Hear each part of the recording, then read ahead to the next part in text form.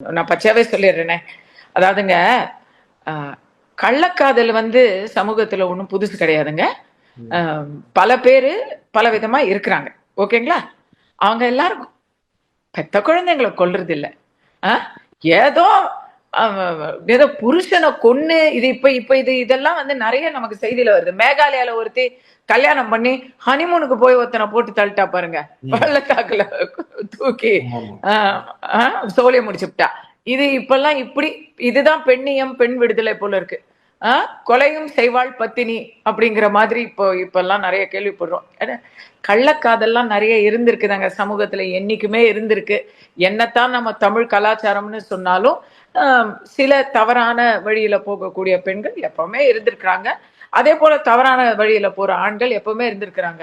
அதுக்காக கொலையா? இவங்க அந்த வரலாற பாத்தீங்கன்னா, இது ஏற்கனவே ஒரு தரம் ஓடி போச்சு. ஒரு 3 நாள் எங்கேயோ போயிடுச்சு இந்த பயலோட.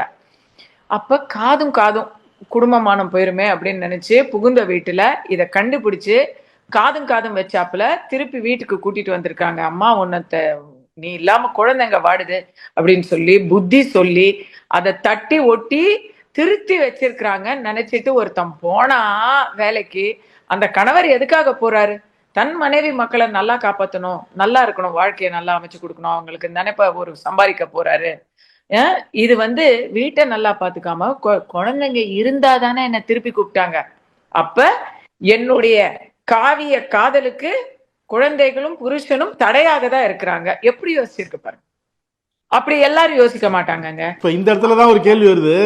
இப்ப தப்பு செஞ்சா அந்த கொலை, இப்ப ஒரு தவறு செய்யறோம், ஒரு கொலை அப்படிங்கிறப்ப எப்படியா இருந்தாலும் நம்ம மாட்டுவோம், கைதாவோம், தப்பிக்க முடியாது அப்படிங்கிற ஒரு நிலை இருக்குல்ல, அது அவங்களுக்கு தெரியும்ல. அதெல்லாம் ஒண்ணும் தெரியாது.